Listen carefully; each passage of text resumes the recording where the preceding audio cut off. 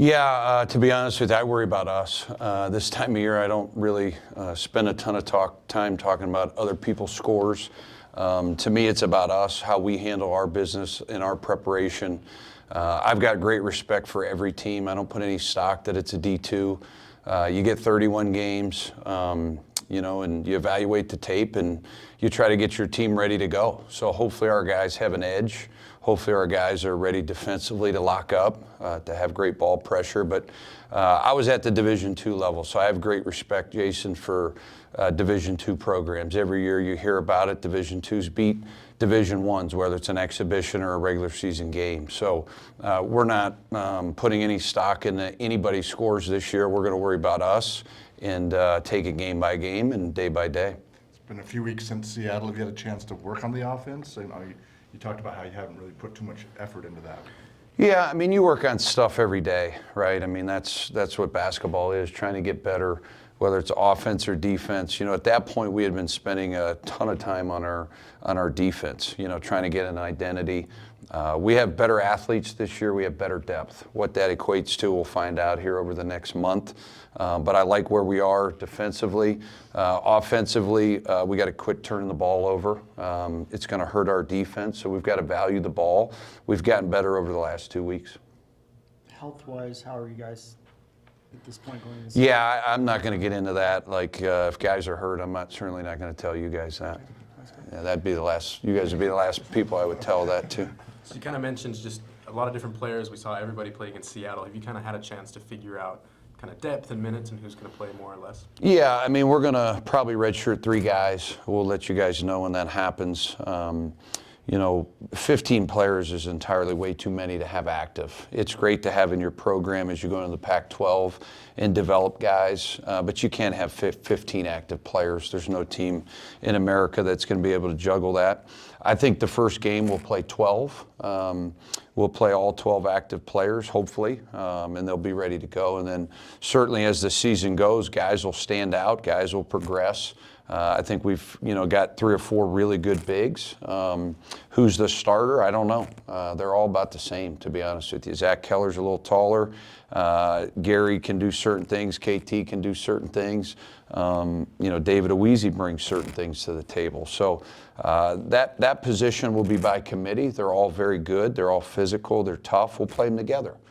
So we're still working through some of the lineup stuff. You feel like this game will be a good test for those bigs because they've got, I think it's number 35, 6'10". Wasn't some foul trouble in that game. You feel like he'll present a good test in this opener for your kid's a good player. He was in our league at Boise State. I think he had 15 points. He made 3 threes, so we've got to be aware of him.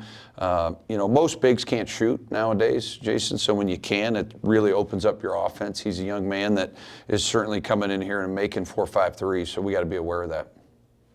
Kind of with that size inside, that was size and physicality that we lacked last year.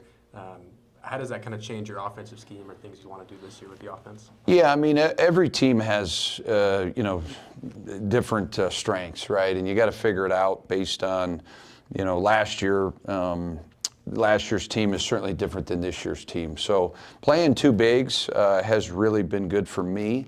It's expanded my understanding of how to do it, right? I'm a problem solver. Our players, they got to be problem solvers on the court. And it's been really fun to do that because I haven't done that. So I like certain challenges. The nice thing is our kids all play hard. They all rebound. And we have an advantage over everybody in the country. Our guys truly, genuinely care for one another. Most of these teams have chaos and don't have the connectivity. I've never seen a team come so far over the last 2 or 3 weeks. And I've said all along that's what makes Utah State different than most jobs, is we have the character really comes first in our recruitment of players. So you don't have to deal with those issues. If a guy's not starting, they don't care, right? So I think you guys make a lot more to do about starting lineups and playing time. We're about getting wins here, and that's what we've always done. And you got to sacrifice, whatever your role is. Who cares who starts a game? It means absolutely nothing.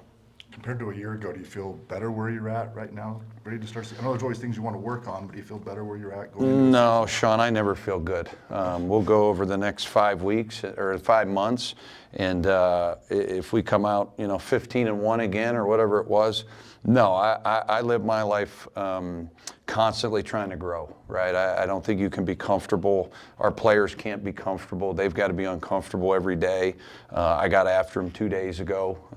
We still don't have a clear-cut leader, on this team. Drake and KT have shown signs of it, but we got guys been around here a long time that haven't done a really good job using their voices. We got new guys that are anxious to want to lead, but they don't know how. We've got a group of freshmen that are, figuring it out, trying to balance their time, trying to understand what college, is really all about. So we'll continue to grow. We'll get better at that. But if you're going to be an exceptional basketball team, it can't be the head coach, it can't be the assistants, it's got to be the players. And it's their program. They got to continue to do better in that department.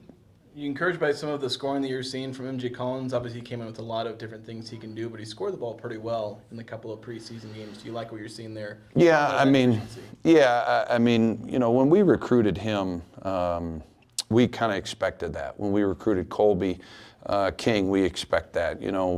We give our guys a lot of freedom, but we also try to teach them the game and understand the game offensively. And there's not been many guys over the last 3 or 4 years that have transferred to play for us that didn't score the basketball in our system. So not only those 2 guys, but our returning guys, and then some of our other new guys. I expect Zach Keller's numbers to go up. Will Gary Clark get 16 and 8? Probably not. But Gary Clark's playing up 2 higher levels. He's still figuring it out. So some guys' numbers will go up, some will go down. I think MJ Collins is an all-league type of player because he guards. He's not a one-trick pony. He really plays defense. Can he be efficient, right? He hasn't been efficient in his career with his passing. He was early on as a young player at Virginia Tech. He's got to get that back. He and I talk pretty much about every other day.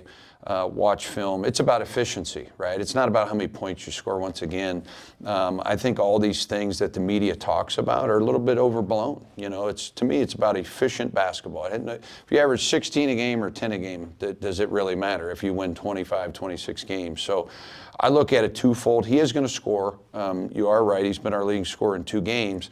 But if he's not, is he efficient? He's been pretty efficient, I think, in those 2 games. Yes. He's been tremendous. Yeah, he's been tremendous. Percentages. He's taking good shots, right? And he's getting good passes. And when you play with Drake Allen, Jason, life is pretty good because he's got, I think, 15 assists and 1 turnover or something like that in 2 games. He's been our best player, if you ask me. Like, if you want a guy that has been our best player, and MJ Collins is a very, very close second. Depends how you're evaluating the game. I think Drake's our best defender. MJ's certainly scoring the ball better than Drake, but Drake's done everything, right? And he's been the catalyst so far, and he's got to continue to do that.